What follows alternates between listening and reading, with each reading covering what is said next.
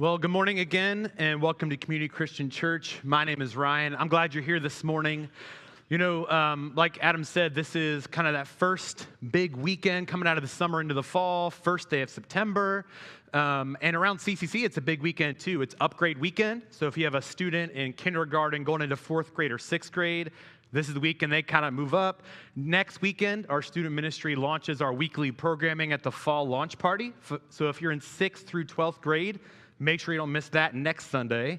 But I think the biggest thing that we kind of notice this weekend, this time of year, is back to school season. We've had students going back to school last week. Some are going back to school this upcoming week. College students have been going back to school for the past few weeks. And when we think about back to school, there's like all this different stuff we can feel or experience. Like take, for example, kids.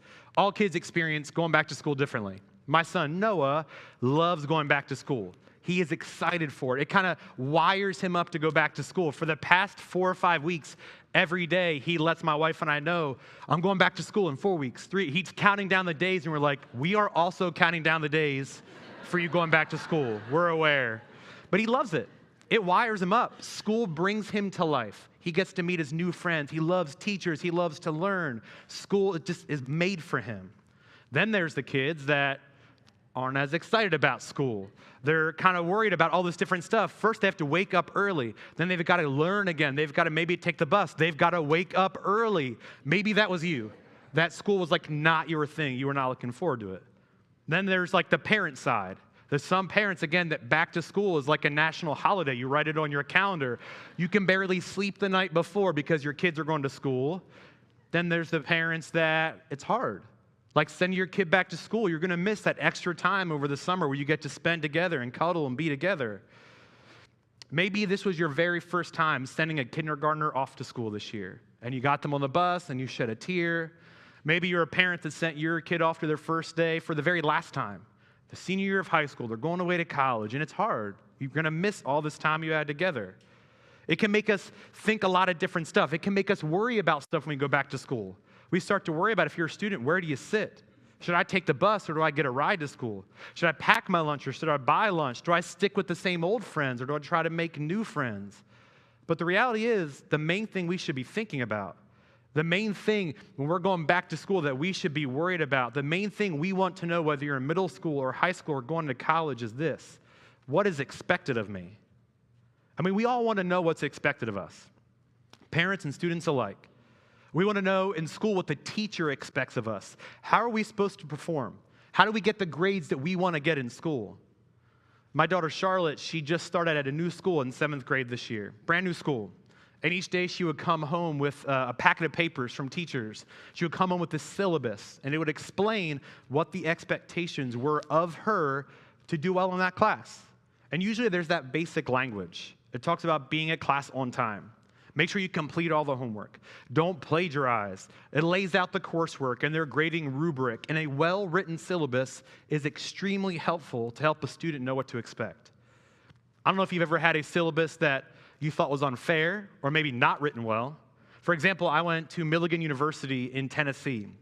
And at Milligan, we also take this humanities course our freshman year. It's basically a mix of history and art and literature. And I remember sitting down in my freshman humanities lecture, opening up that syllabus, and at the very top, it tells us that 70% of our grade is the notes that we take in class. Like the notes that I will write as the professor speaking, that is 70% of my grade. It's like, those are my notes. They're not for you. You can't grade my notes. I didn't take them for you. I'm taking them for myself. It didn't seem fair. It didn't seem right. What about this one? I also took a few Greek classes in college. And I remember in one of my Greek classes, we sat down, and the syllabus itself did not mention anything about attendance being required or a percentage of your grade. So very first day, sit down in class, look at the syllabus, and next to me, there's a kid named David. Day number 2, David doesn't come back. He doesn't come back to class, and didn't come back the next day or the next day, and I kind of got worried. And David roomed across the hall, and Greek was first thing in the morning. So I thought I would check on David to make sure he was okay. And go in, he's fast asleep, and I wake him up, and he says, I'm fine, go back, go to class, and I go. And throughout the semester, I kind of forget that David was in Greek class. Well, the day of our final came, and I was sitting down to take my Greek final, and David walks into the classroom to take his final, wearing a tuxedo. Nonetheless, You see, David thought that he could miss all of the class because attendance wasn't required according to the syllabus, and I think he wore the tux to kind of butter up the professor a little bit to help his chances. The professor did not find this as funny as I think David did, and made David leave the class that day. The professor had written him out weeks before. See, a syllabus, when it's well written, helps us know the expectations there are of us, helps us behave the way we're supposed to behave. And wouldn't it be great if there was a syllabus for life? Wouldn't it be great if there was a way for us to know what is expected of us when it comes to following God? What if there was a set of expectations for how we're to do this thing that we're trying to do? Well, today we're wrapping up this series that we've been in for the past few weeks called Hello, My Name Is. We've been looking at these different people, these characters from the Old Testament portion of the Bible. We've been looking at their life and how they lived and how that can help us follow God. And at the same time, we're learning about the heart and the nature of God through these stories. And today, the person we're going to look at, well, they do this. They give us this syllabus. They give us a set of expectations for how we're to live. Expectations for what it looks like if we really want to follow after God and live the way God desires for us. Today, the person we're looking at is Micah. Now, Micah was a prophet. And if you've been around throughout this series, we've looked at a few different prophets. We looked at Moses, and last week we looked at Jeremiah. And a good way to remember or think about a prophet is that they are people that spoke for God. Kind of like Dr. Seuss's The Lorax speaks for the trees, a prophet would speak for God. And usually the message they would bring, it wasn't some kind of pick-me-up, encouraging, pat on the back kind of message. They weren't showing up and telling people, you know, you're doing a great job. Just keep it up. I'm really proud of you. It was kind of the opposite message. They would show up and they would tell this group of people, they would really warn a group of people against a set of behaviors that they had. They would accuse them of doing something wrong, and they would tell them what God was going to do because of that. Micah actually gives us his very own job description in chapter 3, verse 8. He says, "But as for me, I am filled with power. With the Spirit of the Lord, I am filled with justice and strength to boldly declare Israel's sin and rebellion."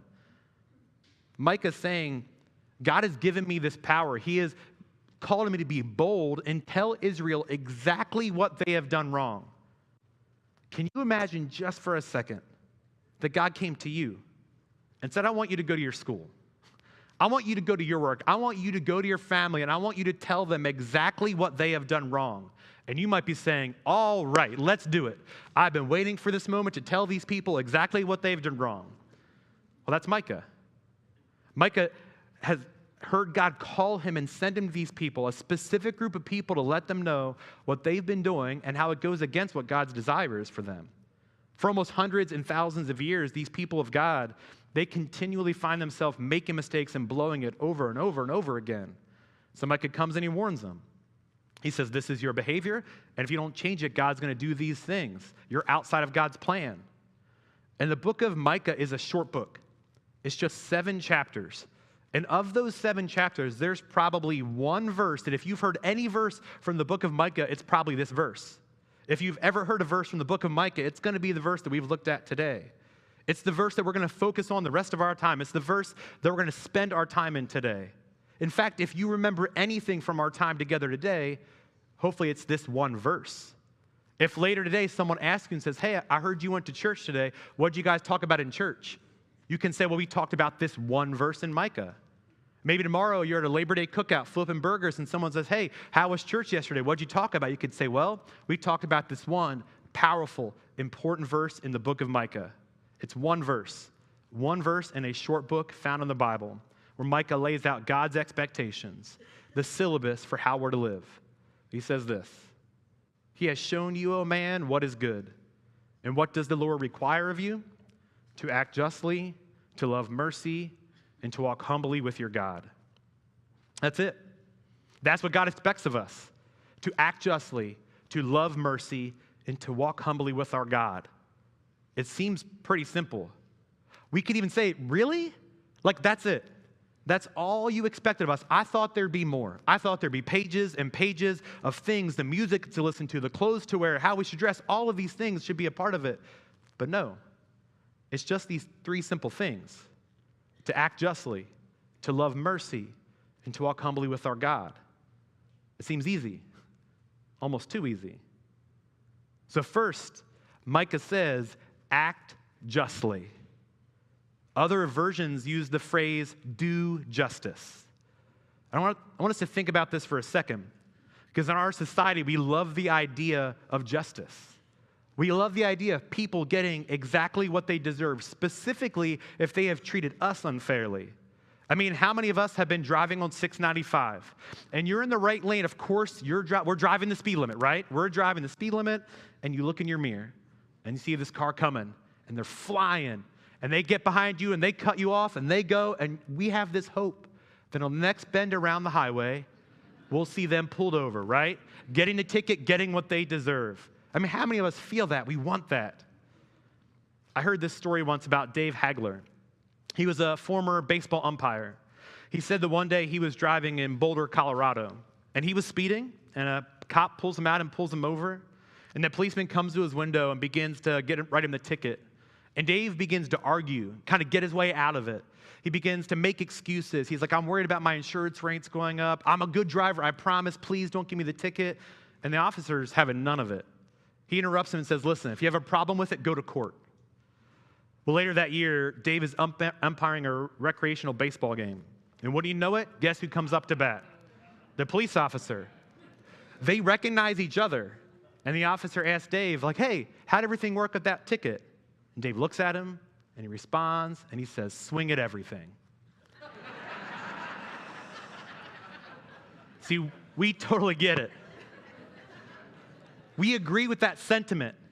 Man, if you hurt me, I want you to get yours. You're going to get yours. Get what you deserve. We love the idea of justice being served, specifically when it happens to us personally. We hate it when we are the ones, or our family is the one that is treated unfairly.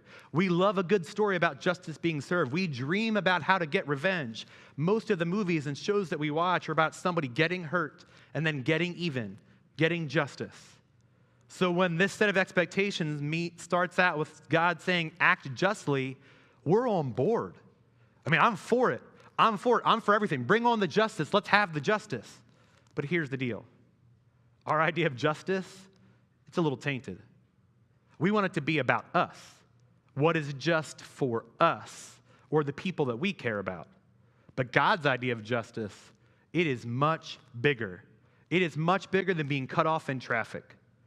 God's justice includes everyone. God is telling us through Micah to get at least as excited or energized about someone else being the victim of injustice as when you are the victim of injustice. In particular, he is concerned about injustice to those that we might be inclined to overlook, and it goes on every day in our world. I mean, for Micah specifically, he is talking to a group of people that they have been ignoring and mistreating a certain part of their society. They've been looking down on and taking advantage of the poor and lower class. They weren't worried about justice as much as they were worried about getting what they wanted. We are supposed to act with justice, do justice in every area of our life. It is not narrowed down to what is popular at the time. The law says we're supposed to care for all those who are in need. And the readers of this book, they had avoided that part of God's teaching. But that didn't change the fact that they knew it. The Old Testament laws told them to care specifically for widows and orphans and the poor and the oppressed. They knew this, but they ignored it. This is a principle that goes beyond just this verse. The whole Bible talks about this. The New Testament talks about this. It is a principle that Jesus lived out in his life. Another way we can think about justice is doing what is right. And here's the key. It is not doing what is right in my eyes, but it's doing what is right in the eyes of God. And that is much harder. When we begin to think about justice, when we begin to think doing what is right, we can begin to think of a million different scenarios in our world. But here's how I want you to think about it. We care about what God cares about. We get upset about what God gets upset about. We do what is right. We do what is just in every area of our life. Not just when it's convenient, not just when it's easy, not just when the people that we're dealing with are convenient or easy. Micah says, do you want to know how to live? Do you want to know what God expects of you? Do what is right in all times, with all people, and in all circumstances. So that means at work, you do what is right. You don't cut corners. You don't cheat just to get ahead of other people. You don't step on somebody else's toes to get ahead. If you're a student, you don't get a free pass on this. It means in school that you don't bully. You don't pick on other people. If you see somebody else being bullied, you stand up for them. It means we don't mistreat people for any reason, from where they're from, their race, their class, their economic status. We don't mistreat anybody. It means if you see somebody in need and you have the means, you meet the need. Not to look at your watch and realize, man, I just don't have the time. I've got somewhere to be. Micah doesn't tell us, Jesus doesn't tell us, do what is right if you have enough time. Do what is right if it won't inconvenience you, if you'll get a reward. It just says, act justly. Do what is right. We live in a world where injustices big and small go on every day and everywhere. It might be in the cubicle next to you. It might be in the hallway at school or on the other side of the world. But Micah says this is what God requires of you, to be an agent of justice. And when we look at all that injustice, it can be crippling. It can make us step back and say, I can't do anything about it. There's no way I can solve all this injustice in the world. And the reality is you're right. You can't correct all the injustice, but we can do something about it. We can notice. We can read about it. We can study. We can speak up. We can begin to be thoughtful and pay attention to what is just and what is not just in our world. We can pray. We can ask God to help us treat others fairly. We can at least have the courage to stand up when we see somebody else being treated unfairly. And I'll tell you what, if we just stopped there and we just did the first part, if we just did this part, wouldn't our world look so different? Wouldn't the office at work feel different? Wouldn't your hallways and classrooms at school feel different if you acted justly, if we just did what was right in all things? Well, Micah continues. He says we are to love mercy. And the word mercy here is the Hebrew word hesed, which can be translated to loving kindness. We are to show mercy or loving kindness. It's the kind of love that always seeks out to express itself in action. Other times in the Bible, when this word hesed is used, it is used to describe how God interacts with us, that he shows us incredible loving kindness. He loved us so much that he had mercy on us when we didn't deserve it. It means to give people what they don't deserve, to cut them some slack. And again, this is contradictory to our world. We don't cut each other slack. It goes in hand with that justice idea. It can almost seem like they shouldn't work together, that justice and mercy can't coexist. If justice means somebody gets what they deserve, then how can they get mercy? But that's not the case.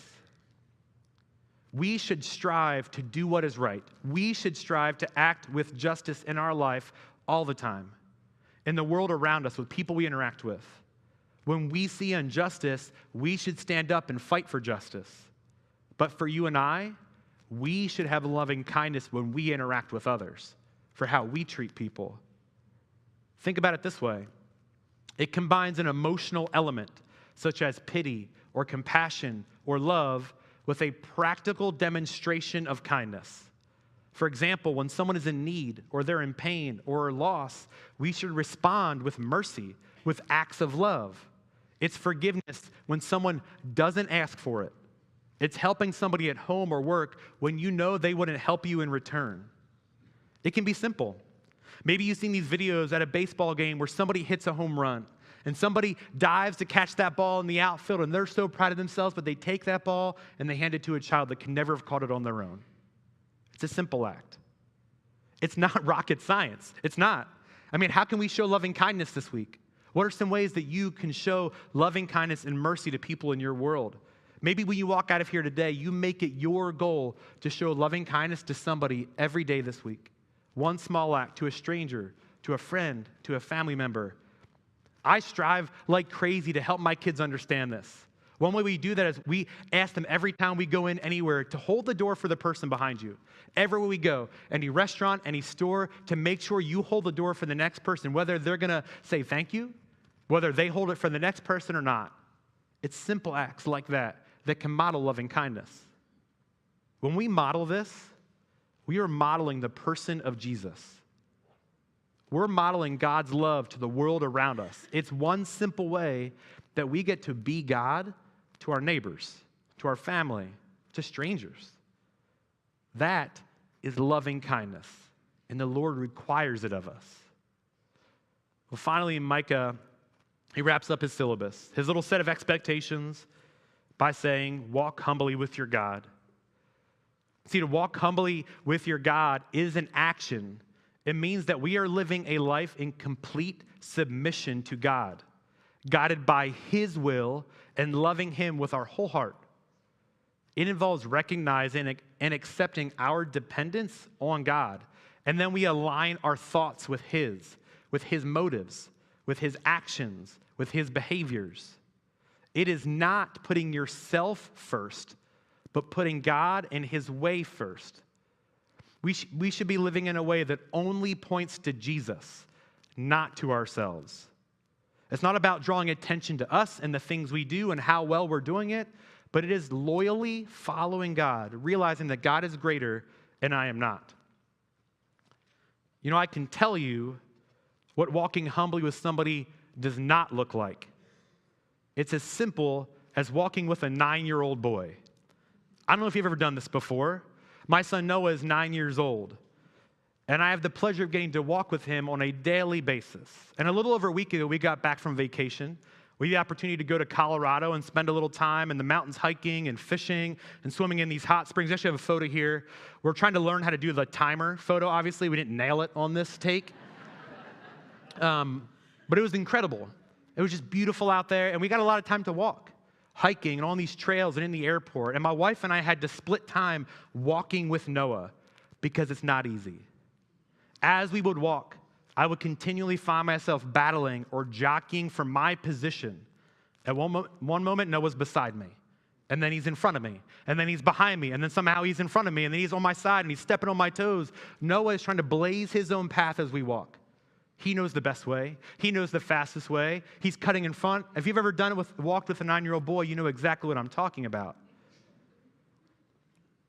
This is not walking humbly with somebody. Walking humbly with somebody is letting the other person take the lead and then finding your place alongside them or in line with them. Walking with Noah is the exact opposite. He wants his own path. He wants his own way. See, what happens when we're not walking in line with God, walking humbly with Him, is we start to think we know what's best. We start to think we know the right choices to make in our life and the direction to go, and we step in front of Him. We make the decisions for ourselves. But God's desire, His expectation, is that we fall in line with Him. We allow Him to set the pace of our life, and we trust His leading. Just yesterday, I was having coffee with a friend. Before the summer had let out, we had got together, and before the summer started, we had gotten together and kind of talked about our plans, and he had some great plans for his summer and for his future. And they were good plans. They were God-honoring plans. They were admirable plans. I encouraged and applauded the plans he was making for his future. We had not talked much this summer, so we had coffee, and we kind of caught up on things we had done and vacations and trips. But in that conversation, he shared with me some things that had happened. He said over the summer, he sat and he talked with God. He prayed to God about these plans that he was making.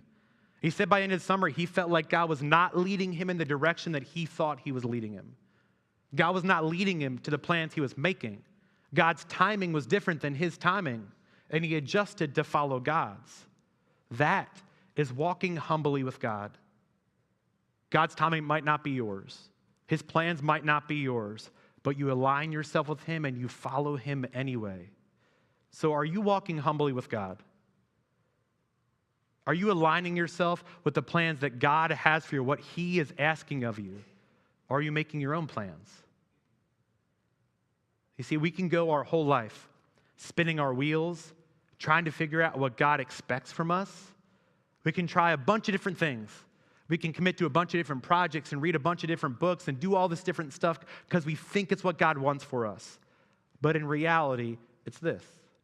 It's as simple as these three things: to act justly, to love mercy, and to walk humbly with your God.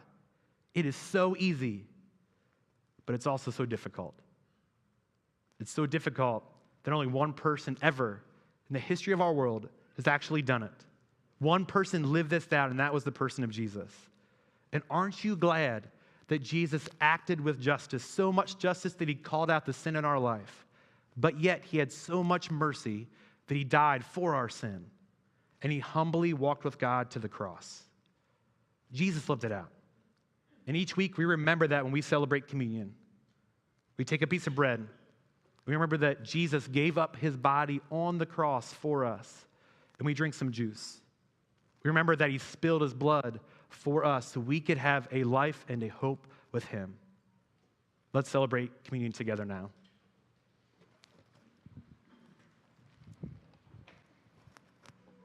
We'll see y'all back here next week. Take care, everybody.